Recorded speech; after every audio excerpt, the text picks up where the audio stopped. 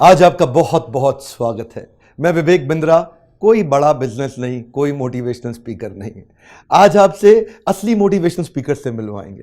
हाँ, सिंधु ताई जी ये एक ऐसी महिला है, अगर इनको देख के मोटिवेशन नहीं आया तो दुनिया में कोई मोटिवेशन नहीं दे सकता आपको। ऐसी करुणा की अपार शक्ति, बहुत भयंकर संघर्ष, इतना संघर्ष, पहाड़ों पहाड़ों पहाड़ों जितना संघर्ष, भिक्षा मांगने तक का काम किया जिंदगी के अंदर। 9 साल की उम्र में 35 साल के आदमी से शादी हुआ जिससे मैं ये प्रेग्नेंट थी। इनको मारा पीटा गया, गाय के अस्तबल, घोड़े के अस्तबल के पास इनका डिलीवरी, मैं बता नहीं पाऊंगा आपको। ऐसा समय था शमशान घाट पे जलती मुर्दा लाश के ऊपर रोटी सेक करके खाया इन्होंने। इतनी भिक्षा मांगती थी दूसरे भिखारियों को खिलाने के लिए। आज भी इनका एक अनाथ आश्रम चलता है जहाँ सैकड़ों हजारों बच्चों को इन्होंने पाला है अपने बच्चों की तरह। और केवल बच्चे ही बच्चे नहीं रहे, वो बच्चे बड़े होके आज एजुकेटेड हो गए, बड़ा बड़ा बिजनेस कर रहे हैं इनके बच्चे भी। अब सिंधु ताई, जिनके बारे में महाराष्ट्र में तो सब जानते हैं, लेकिन हमारे सब्सक्राइबर्स के माध्यम से आज पूरी दुनिया को हम बताना चाहते हैं इनके विषय में। मैं आपका बहुत बहुत स्वागत है। थैंक यू, आप मिले आज हमसे, आज आपसे अवसर मिला बात करने का। आपने तो मतलब जितने भी राष्ट्रपति आए हमारे देश में, सबने आपको सम्मान दिया, सबने आपको अवार्ड दिया। आपको अब्दुल कलाम जी ने अवार्ड दिया, आपको प्रतिभा पाटिल जी ने दिया, आपको प्रणब मुखर्जी ने दिया, आपको रामनाथ कोविंद जी ने दिया। आगे जाने से पहले मैं रिक्वेस्ट करूंगा, आप अपने थोड़ा बचपन के बारे में बताइए। ये आप इतनी शक्ति संघर्ष को सहने की आपके जीवन में कैसे आई? हाँ बेटा, मैं 20 साल की थी जब मेरे ससुराल ने छोड़ा मेरे को। तब मेरे पास कुछ नहीं था और ये 10 दिन के बच्चे थे। ससुराल ने, मायके ने हाकल दिया था। तब पेट की भूख तो थी ना, खाना तो चाहिए था हर रोज, और पास कुछ नहीं था। माँ ने भी हाकल दिया था, माँ सगी थे, इसलिए भी क्या करूँ। 20 साल की बच्ची, यानी मैं 20 साल की बच्ची थी और 10 दिन की मेरी बच्ची। फिर भूख मेरे को डरा रही थी कि अभी मरने के बगैर कुछ नहीं, मर जाओ। अब मेरे को मरना नहीं था बेटा। इसलिए जब भिखारी मैं देखती तो वो भिखारी गाना बोल के खाना मांगते, तो मैं भी उसके साथ हो गई।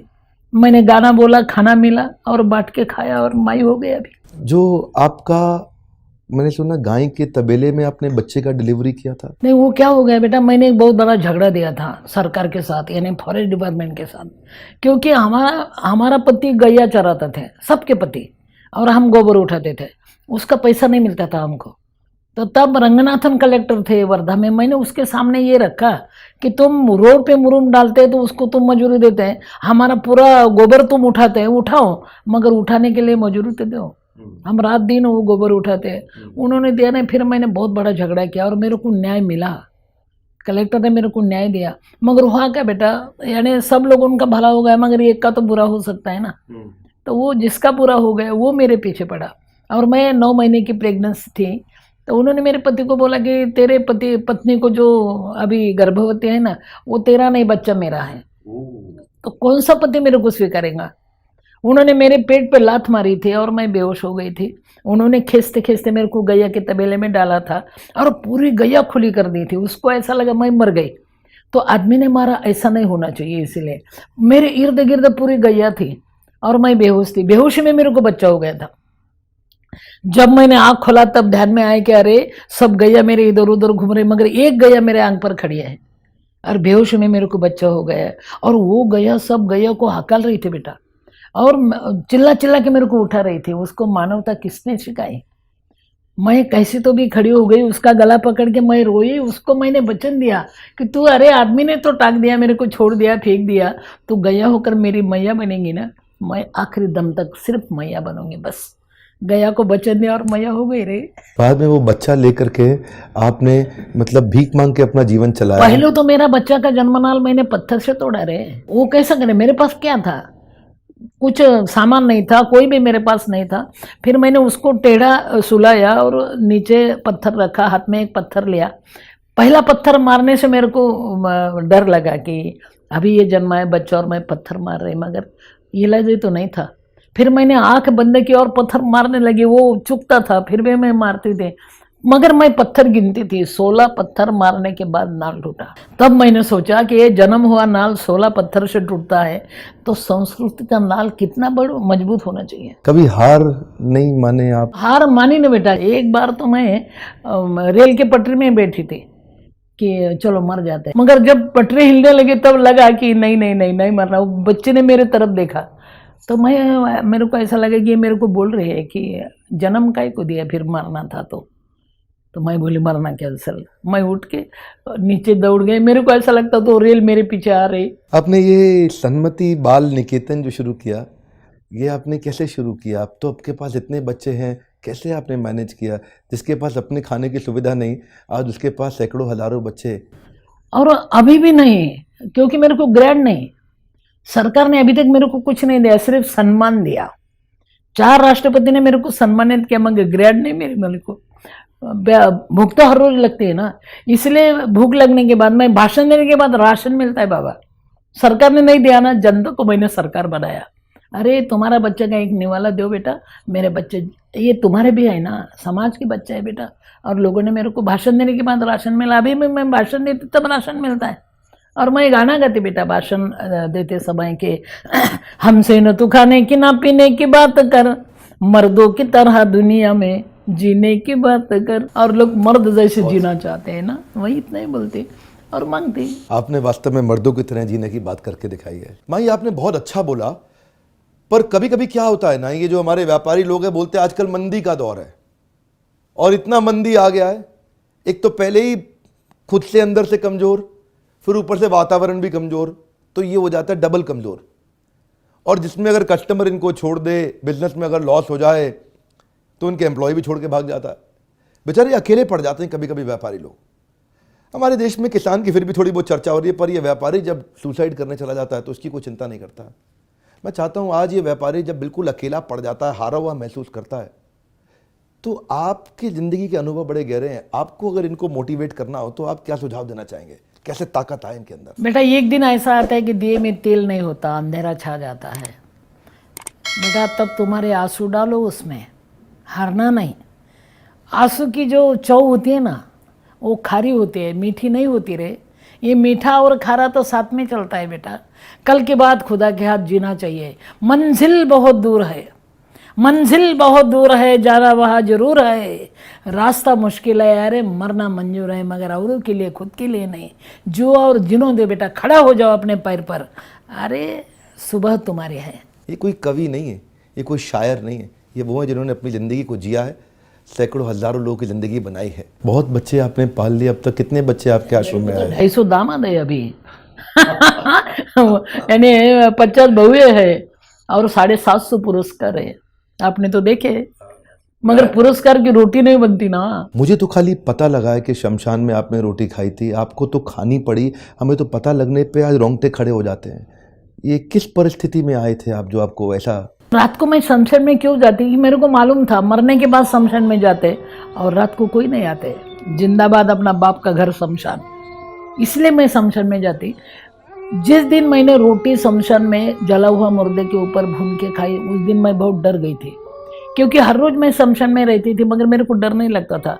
मगर जिस दिन मैंने रोटी खाई उस दिन मेरे को बहुत डर लगता था, क्योंकि ऐसा लगता था पूरा माहौल मेरे को ऊपर खड़ा है, मेरे को बोल रहा है कि ये अधिकार हमारा है खाने का।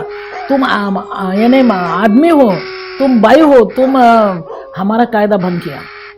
और पूरे इतने जोर जोर से चिल्ला रहे थे, पशु पक्षी, कुत्ते भौंक रहे थे, मेरे को बहुत डर लगता था बेटा। और मैं सोच रही थी कि अभी क्या करूं, अभी क्या करूं।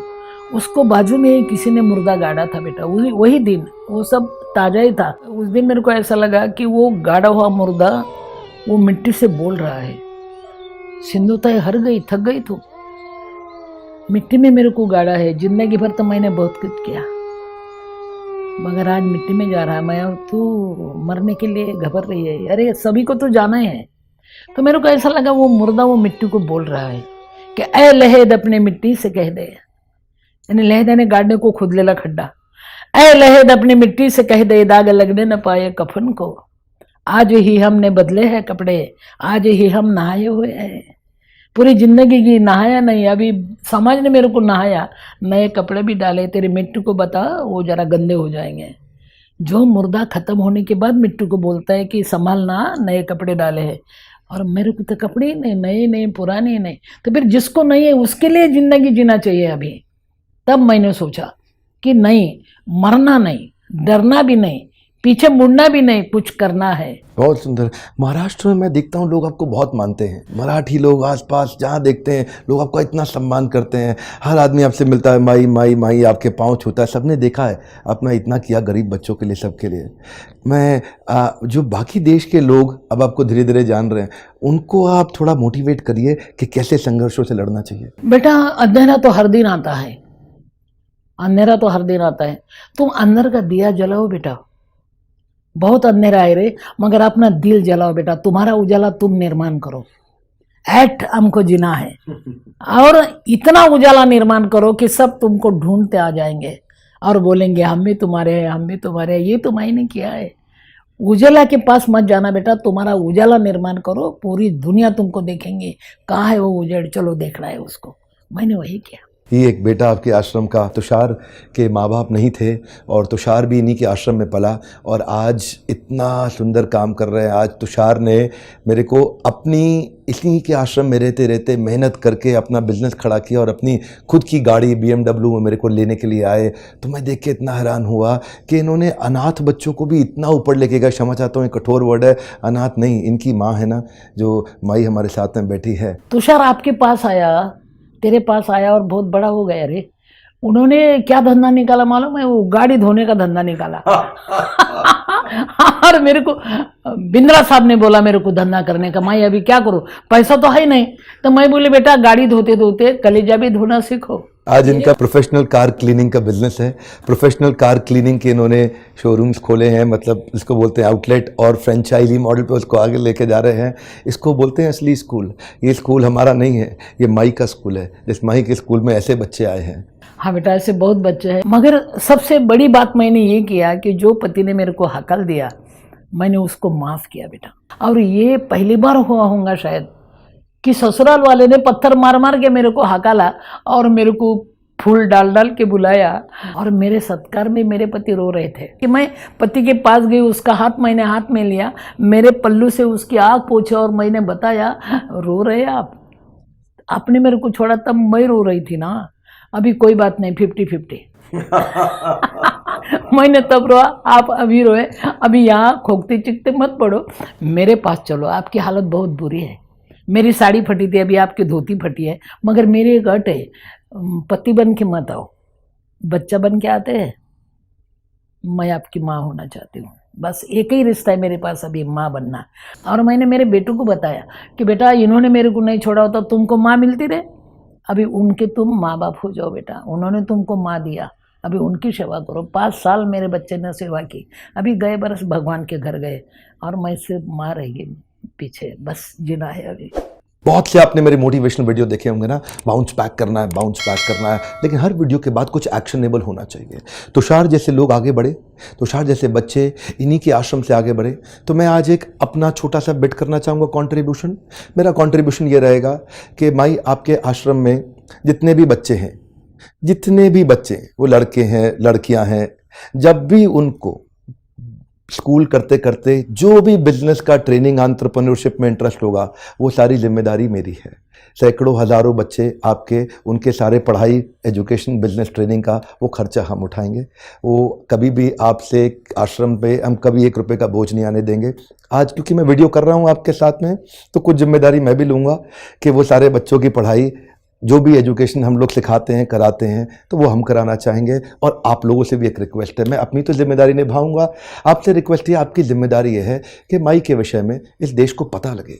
पता इसलिए लगे कि हारे हुए लोग बैठे हुए हैं, जिनके पास सब कुछ है वो भी हारे हुए हैं। हाँ, वो भी हारे हुए। मैं आपसे रिक्वेस्ट कर रहा हूँ, ताकत आ जाएगी अगर कोई व्यक्ति माई की इस छोटी सी स्टोरी को समझे कि कैसे उन्होंने अपनी ज़िंदगी को नहीं, हज़ारों की ज़िंदगी को बदला है। मैं आगे जाने से पहले मैं चाहूँगा कोई 2 शब्द आप कुछ मैसेज देना चाहते हैं अगर सबको। बेटा कभी कभी थैंक यू बोलो। जो अपने ऊपर संकट आते हैं, बिजनेस रुक जाता है ना, तब वो टाइम को थैंक यू बोलो बेटा, क्योंकि अगला रास्ता अपने को दिखता है। दिन निकलने वाला होता है, थोड़ा सा अंधेरा आ जाता है, फिर भी हारना नहीं, मरना नहीं, डरना नहीं बेटा। ये भी कुछ कम नहीं, तेरा दर छूटने के बाद हम अपने पास आए, दिल टूटने के बाद टूटने दे रहे हैं मगर जुड़ना सीखो बेटा। और एक बात है, चलना सीखो बेटा, और चलते चलते खुद के लिए तो चलना है ही रहे, औरों के लिए भी चलना सीखो, उसकी भी बहुत ज़रूरत होती है बेटा। और एक बात है, अंधेरा छा जाता है फिर भी दिन तो निकलने वाला है ना, और अंधेरा छड़ जाए और दिल निकल जाए और आदमी को अच्छा जीना आए, इसलिए तो बिंद्रा जी करते ये सब। ये मेरा विवेक आदमी को खड़ा करता है, आदमी को दिखाता है कि अरे तू कहाँ खड़ा है, चल आगे बढ़। क्या बात है, मेरे को ये बच्चा मिला और अभी पूरे बच्चे खड़े होने वाले, देश बदल जाएगा। क्या आग है रे, ये आग है, बिंद्रा यानी आग है बेटा। मेरे को तो कभी कभी लगता है ये आदमी नहीं है, कैसे आया है ऊपर से, भगवान ने भेजा है, ओवर टाइम करके भेजा है उसको। इसलिए मैं खुश हूँ बेटा, तुम भी जो जिन्हें दो, आगे बढ़ो, संकट आने दो रे, संकट को सलाम करो बेटा, क्योंकि संकट के बाद जो आदमी खड़ा होता है ना, वो कभी नहीं लड़खड़ाता, कभी नहीं गिरता, सिर्फ वो औरों के लिए मरता और अमर हो जाता है। मैंने वही किया, तुम भी वह करो, तुम भी वही करो बेटा, मदद करो, देखो तुम्हारा दिल भर जाएगा। धन्यवाद बहुत बहुत। इनका सन्मति बाल निकेतन इनका आश्रम है, उसकी डिटेल नीचे रहेंगी। मैं रिक्वेस्ट करूंगा आप जाइए, जो हो सके अपने एक बच्चे का निवाला जाकर शेयर करके आइए, 2 रोटी अपने हाथ से जाके खिला करके आइए। पर आज आपको रिक्वेस्ट करूंगा, हमारे को ऐसी सिंधुताई जो हमारी माई है, ऐसी और भी कई औरतें चाहिए हमारे देश में बड़ा रेवोल्यूशन लाने के लिए। इंस्पायर करिएगा ताकि औरों को भी जिता सके। इन्होंने दुनिया को जिताया है, हारी नहीं है। एक बात बताएं आपको, जो आदमी खुद जीतने में लगा है ना, वो कभी ना कभी हार सकता है, लेकिन जो दूसरों को जिताता है उसको कभी कोई नहीं हराता है। जो दूसरों को जिताएगा उसे कभी कोई नहीं हरा पाएगा। आपको रिक्वेस्ट करूंगा, इन्होंने दुनिया को जिताया, देश को जिताया, आप भी सबको जिताइए अगर इस मैसेज को हम पहुंचा सके। अगर वीडियो आपको कहीं और से मिला है, चैनल को जरूर सब्सक्राइब करिएगा ताकि ऐसे वीडियो आपसे मिस ना हो जाए। हमारे साथ जुड़े रहने के लिए और माई के आश्रम सन्मति बाल निकेतन में जाकर के इन बच्चों से मिलकर आने के लिए आप सबका प्रेम पूर्वक बहुत बहुत धन्यवाद।